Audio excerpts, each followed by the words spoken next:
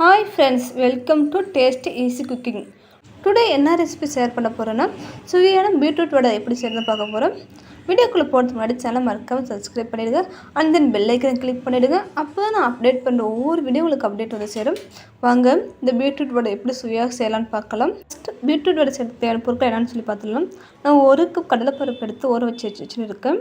ஒரு 3 to 4 hours சொன்ன போதிக்கும். அதன் பிறகு சிறிதளவு இஞ்சி, ஒரு 12 பீஸ் பூண்டு, கொத்தமல்லி தழை, கறிவேப்பிள்ளை, 2 பச்சை மிளகாய், ஒரு ஆனியன், அண்ட் தென் பீட்ரூட் வந்து நான் பாதி கிழங்கு எடுத்துகிட்டு இருக்கேன். ஸோ 2 பேருக்கு செய்கிற 1 கப் இருந்தாலும் பாதி பீட்ரூட் வந்து போட்டால் போதிக்கும்.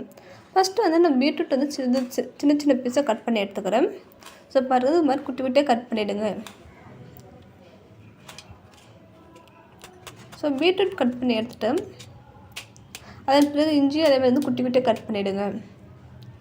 அண்ட் தென் பூண்டு, இது எல்லாமே வந்து ஒரு மிக்ஸி ஜாரில் வந்து சேர்த்துக்காங்க. பூண்டு, இஞ்சி அண்ட் தென் பீட்ரூட் எல்லாமே மிக்ஸி ஜாரில் சேர்த்துக்காங்க.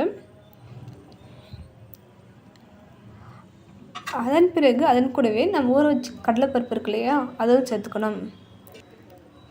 ஸோ பாருங்கள், சேர்த்துக்கிட்டேன். அதன் பிறகு அதில் சிறிதளவு உப்பு, தேவைக்கேற்ப போட்டுக்கோங்க. அண்ட் தென் பெருஞ்சீரகம் போட்டுக்கோங்க. பெருஞ்சீரகம் போட்டு நல்லா வாசனை இருக்கும். அதை நல்லா அரைச்சி எடுத்துக்கோங்க.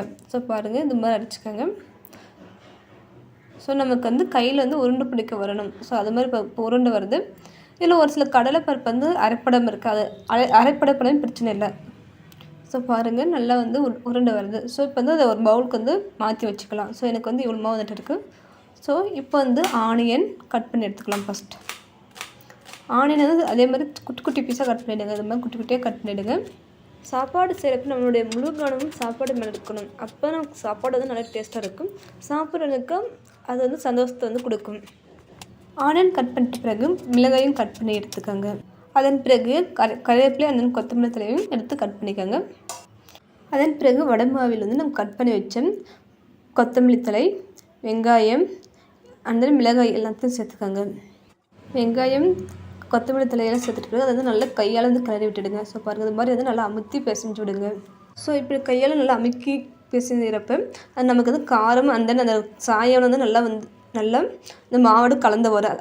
டேஸ்ட் வந்து சூப்பராக வரும். அதனால தான் நல்லா அமுக்கி நல்லா பிசைஞ்சு விடணும். ஸோ இது மாதிரி நல்லா பிசைஞ்சிடுங்க. ஒரு 3 to 4 minutes பக்கம் நல்லா அமுக்கி பிசைஞ்சு விடுங்க. ஸோ பாருங்கள், நல்லா பிசைஞ்சிடுங்க.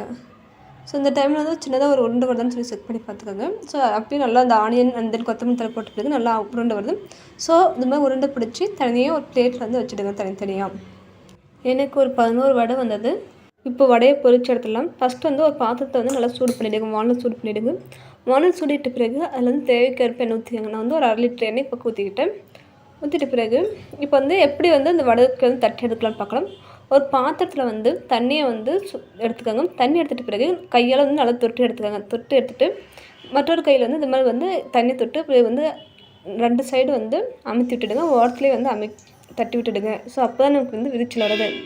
ஸோ பாருங்கள், நான் இன்னொரு வடையை இது பண்ணி காட்டுறேன். ஸோ பாருங்கள், ஃபஸ்ட் தண்ணி தொட்டுட்டு அதன் பிறகு வந்து அமுத்தி விட்டுடுங்க. அவ்வளோதான். ஸோ இப்போ வந்து எண்ணெய் வந்து நல்லா சுடேறி வந்துடுச்சு. ஸோ இப்போ வந்து இதே மாதிரி தட்டி வந்து ஒவ்வொரு வடையும் போட்டுடணும். நான் ஃபஸ்ட்டு அடிச்சல் வந்து ஒரு 5 வடை போட்டேன். ஸோ பாருங்கள், விட்டுட்டேன். கேர்ஃபுல்லாக விடுங்க, எண்ணெய் கை மேலே வந்து பற்ற போகுது.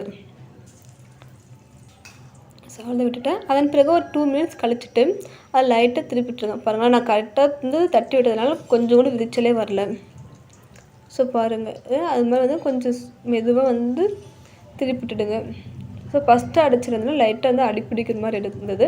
ஸோ அதனால் நாங்கள் வந்து கொஞ்சம் ஸ்லோவாக வந்து தட்டி விட்டோம். ஆனால் வந்து எதுவும் உடையாமல் வடை வந்து அழகாக வந்துடுச்சு. பார்க்க நல்லா கலர்ஃபுல்லாக இருக்குது.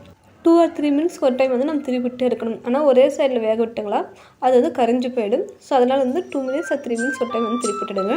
அது பபுள்ஸை நல்லா அடங்கி வர வரைக்குமே வந்து நம்ம வேக விடணும். ஸோ பாருங்கள், கலர்ஃபுல்லாக இருக்குது. எப்படியும் இது வேகிறதுக்கு வந்து ஒரு 7 to 8 minutes மேலே வேக விடணும். அப்போ வந்து நமக்கு நல்லா உள்ளே வெந்து வந்துட்டு இருக்கும்.